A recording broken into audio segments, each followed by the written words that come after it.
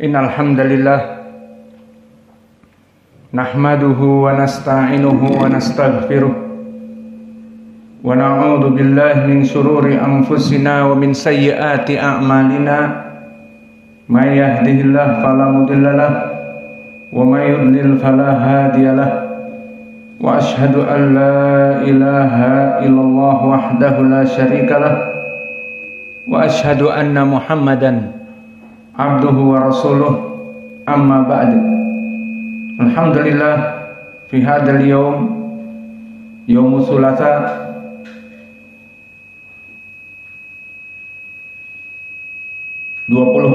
Oktober 2023 kita lanjutkan kajian di Fakultas Ilmu Hadis.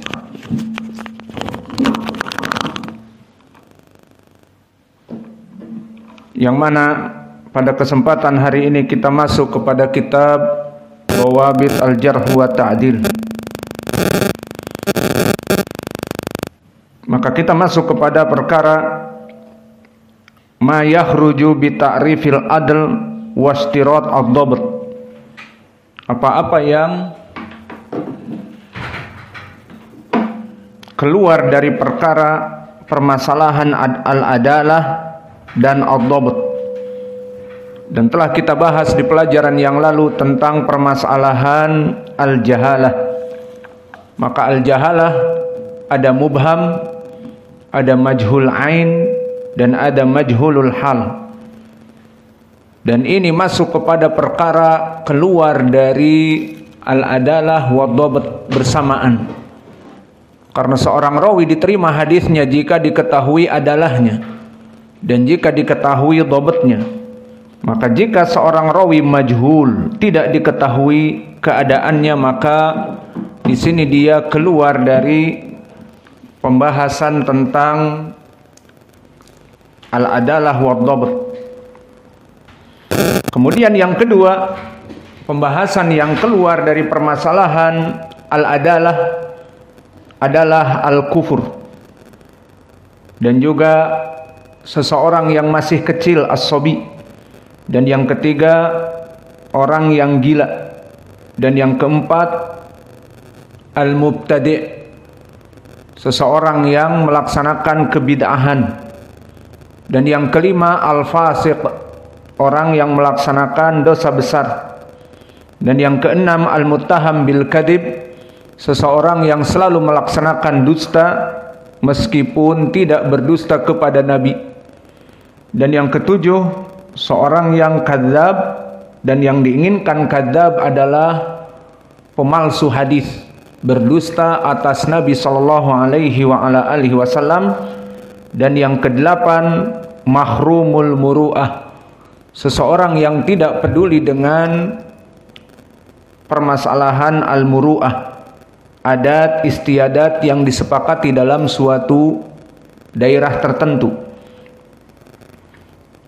Maka jika seseorang dalam keadaan 8 perkara tadi, maka dia keluar dari penerimaan seorang rawi, dikarenakan dia di sini tidak memenuhi syarat al-adalah. Maka tadi kita sebutkan al-kafir tidak diterima, dan anak kecil tidak diterima. Dan ini telah kita bahas bahwa tidak diterimanya di saat dia meriwayatkan. Namun di saat mereka menerima hadis, umurnya masih kecil, belum balik, kemudian mendengar hadis, boleh ditampung. Namun kapan diterima? Setelah dia balik. Dan begitupun seorang yang kafir boleh menampung khobar dari Nabi. Kemudian kapan diterima hadisnya? Di saat dia telah masuk Islam. Maka semua perkara ini, orang yang kafir dan anak yang masih kecil dan orang yang gila dan seorang mubtadi' dan orang yang melaksanakan kefasikan dari dosa yang besar yang terus menerus, dan seorang pendusta yang berdusta dari lisannya, dan seorang pemalsu hadis, dan mahrumul muru'ah, orang yang tidak mengikuti aturan-aturan yang ada di adat istiadatnya yang disepakati dan tidak menyelisihi syariah, maka ini semuanya jika dilaksanakan keluar seseorang dari al-adalah, sehingga hadisnya tidak diterima. Kemudian perkara yang ketiga, salisan ma yakhruju biishtirat ad-dhabt. Maka perkara yang ketiga, yang mana seseorang rawi bisa jatuh dikarenakan tidak terpenuhi ad-dhabt, hafalan. Maka seorang rawi harus mempunyai hafalan. Maka ma yakhruju bi ishtirati ad-dhabt, apa-apa yang menyebabkan seseorang keluar dari ad-dhabt, pertama kathratul wahm. Yang mana kathratul wahm an taksura minar rawi ar-riwayah ala sabili tawahhum fayasil al-isnad al-mursal wa yarfa'ul athar al-mauquf wa nahwu dhalik. Maka disebutkan oleh Al-Hafidz fi Nuzhatin Nadhar, dari penyebab seseorang keluar dari dhabt, hafalannya tidak diterima sehingga didhaifkan hadisnya, seorang rawi yang banyak waham. Waham itu adalah dalam keadaan ragu-ragu. Maka kadang-kadang dia menyambungkan sanad-sanad yang mursal, seperti sanad sampai kepada Al-Hasan Al-Basri dari Nabi. Maka dia ragu di sini. Masa sih dari Hasan Al-Basri dari Nabi? Mungkin Hasan Al-Basri an Abi Hurairah anin Nabi. Akhirnya dia menyambung an Abi Hurairah. Padahal hadis ini yang masyhur dari mursal Hasan. Atau wa yarfa'ul athar mauquf, atau athar yang biasanya mauquf, athar datang dari Ibnu Umar, maka orang ini waham, kemudian menyambungnya dari Ibnu Umar dari Nabi, padahal dia ucapan Ibnu Umar. Seperti ini contohnya kathratul wahm. Yang pertama menyebabkan seseorang didhaifkan dari segi hafalan, bukan adalah. Bisa jadi adalahnya dia dalam keadaan baik, orang yang bukan fasik, seorang ahli sunnah, namun hafalannya rusak, ya sudah, tidak diterima hadisnya dari segi hafalannya. Maka yang kedua, kasratul mukhalafatu rawi liman huwa awthaq minhu au li jam'i minas thiqat, atau seseorang yang mana dia itu rawi sering menyelisihi orang-orang yang lebih thiqah darinya. Misalnya dia meriwayatkan dari Sufyan Ats-Tsauri dalam keadaan hadis ini dari Abi Hurairah dari Nabi. Kemudian murid-murid Sufyan Ats-Tsauri meriwayatkan dari Abi Hurairah saja, mauquf, bukan dari ucapan Nabi, tetapi dari ucapan Abi Hurairah saja. Nah, orang ini berkesendirian meriwayatkan dari Abi Hurairah marfu kepada Nabi. Maka di sini dia mukhalafah dengan rawi yang lebih thiqah dari dia, ataupun dengan jumlah yang lebih banyak dari murid-muridnya Sufyan Ats-Tsauri, maka bisa didhaifkan karena banyak menyelisihi dari rawi-rawi thiqat yang lainnya. Dan begitupun dari penyebab seseorang tidak mempunyai dhabt adalah su'il hifdz, alla yatarajjah janiba isabah ar-rawi ala janib khata'ihi bal yatasawi al-ihtimalan. Maka yang ketiga, seseorang rawi dihukumi sayyi'ul hifdz, hafalannya buruk, jika dia meriwayatkan hadis misalnya 100 hadis, maka 50 benar, 50 salah, atau 60 benar, 40 salah, maka ini hafalannya rusak. Dan kemudian yang keempat, syiddatul ghaflah. Di sini ala yakuna ladai rawi minal yaqadah wal itqan ma yumayyizu bihi as-shawab minal khata fi marwiyatihi. Maka syiddatul ghaflah lebih parah dari sayyi'ul hifdz, di mana di sini rawi tidak mempunyai perhatian kepada periwayatan-periwayatan hadisnya, tidak mengetahui mana yang baik dan mana yang buruk, maka di sini siddatul ghaflah. Dan juga yang kelima, fahsul ghalat.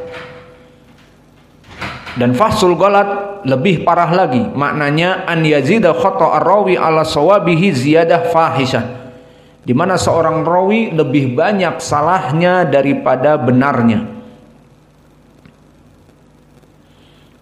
Dan yang keenam, jahlu rawi bimadlulat al-alfad wa maqasiduha wa ma yahillu ma'aniha inda riwayah bil makna, haitsu yata'ayyan inda dalikal ada bil lafadz alladhi sami'ahu ittifaqan li alla yaqa'a fima yasriful hadits anil makna al murad bihi. Dan begitupun ketidakfahaman rawi dari wajhu dalalah tentang lafadz-lafadz yang dia riwayatkan, terutama dengan makna. Maka dia meriwayatkan dengan makna dan maknanya jauh dari apa yang diinginkan. Ini pun menyebabkan rawi ini jatuh dari dhabt hafalannya. Dan yang ketujuh, tasahulu rawi fi muqabalati kitabihi wa tashihihi wa siyanatihi. Bermudah-mudahnya seorang perawi hadis dengan catatannya yang dia tulis dari gurunya, maka dia tidak menjaganya dan dia tidak murajaah dari apa yang dia tulis dari gurunya, sehingga di saat dia meriwayatkan kepada murid-muridnya dalam keadaan salah, maka di sini bisa didhaifkan. Maka inilah 7 perkara yang menyebabkan seorang rawi tidak diterima hadisnya dari segi al-dhabt, dari segi hafalan. Maka di sini kita mengetahui, barakallahu fikum, dari pelajaran yang kita ambil, seseorang bisa diterima hadisnya harus terpenuhi 2 perkara, al-adalah dan al-dhabt. Al-adalah kembali kepada agamanya, akhlaknya, dan manhajnya. Adapun al-dhabt kembali kepada hafalannya. Maka untuk yang berhubungan tadi dengan agama dan akhlak dan manhaj, keluar dari itu tadi kita sebutkan orang-orang yang kafir atau anak kecil, maka tidak diterima di saat dia meriwayatkan hadis. Dan begitupun orang yang gila, di saat dia di jalanan dalam keadaan menari-nari kemudian meriwayatkan hadis, tidak diterima. Dan seorang mubtadi', dhalun mudil, tidak diterima hadisnya. Dan orang yang fasik, yang melaksanakan kemungkaran dan kemaksiatan dengan jelas, dia mabuk, diketahui oleh manusia semuanya, dan dia pelacur, meriwayatkan hadis misalnya. Atau mutaham bil kadhib, orang yang sering berdosa di dalam kehidupannya, ucapannya setiap hari wallah demikian, demi Allah demikian, demi Allah demikian, meskipun tidak berdusta atas Nabi, namun di sini didhaifkan karena berdusta terus kepada manusia, ditakutkan dia nanti akan berdusta kepada Nabi. Dan orang yang berdusta kepada Nabi, begitupun tidak diterima hadisnya, bahkan hadisnya maudhu, hadis yang palsu. Dan orang-orang yang tidak peduli dengan adat istiadat yang ada di daerahnya, yang mengikatnya dengan hukum adat, yang mana hukum adat ini tidak menyelisihi Al-Quran dan Sunnah. Jika orang ini tidak peduli dengan hukum adat, maka ditakutkan dia akan tidak peduli dengan hadis-hadis Nabi. Itu yang diinginkan. Dan tadi kami sebutkan yang menyebabkan keluar seseorang dari hafalan, kasratul wahm, kasratul mukhalafah, su'il hifdz, syiddatul ghaflah, faslul ghalat, dan jahlu rawi bimadlulatil alfad, dan tasahulu rawi fi muqabalati kitabihi wa tashihihi wa siyanatihi. Ini semuanya yang menyebabkan seorang rawi tidak diterima hadisnya. Kemudian di sana ada juga dari perkara-perkara yang menjatuhkan rawi, tidak diterima hadisnya, namun tidak berhubungan kepada al-adalah dan tidak berhubungan dengan dhabt, tidak berhubungan dengan tadi adab, akhlak dan agamanya, dan tidak berhubungan dengan hafalan. Namun bisa jadi rawi ini dijauhi dan bahkan jatuh hadisnya. Maka disebutkan oleh Imam Ibnu Salah ijma'an, secara ijma' jamahir a'immatil hadis wal fikih, para ulama ahli hadis dan fikih, annahu yustaratu fi man yuhtaju bi riwayati an yakuna adlan dhabitan lima yarwihi. Telah sepakat ahlul hadis dan fikih tidak diterima seseorang hadisnya kecuali dalam keadaan adil dan dhabt. Ini syarat dua ini harus. Faqulu amrin yunafi ahadin hadaini syartain fahuwa jarhun fi rawi sawa'un warada mutlaqan au muqayyadan. Maka setiap tadi dua perkara al-adalah dan dhabt tidak terpenuhi, maka ini berarti masuk kepada jarah kepada rawi tersebut.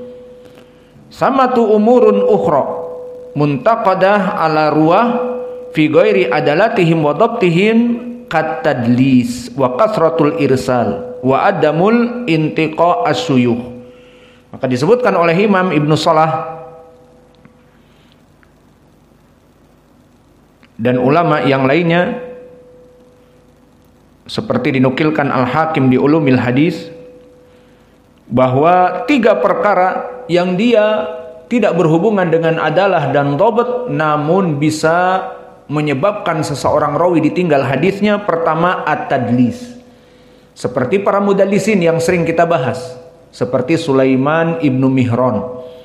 Maka telah dinaskan oleh Imam Ad-Dahabi di dalam kitabnya Mizanul I'tidal, al-A'mas huwa Sulaiman ibnu Mihran huwa mudallis, bahwa Sulaiman ibnu Mihran al-A'mas, kata Imam Az-Zahabi di tarjimahnya di Mizan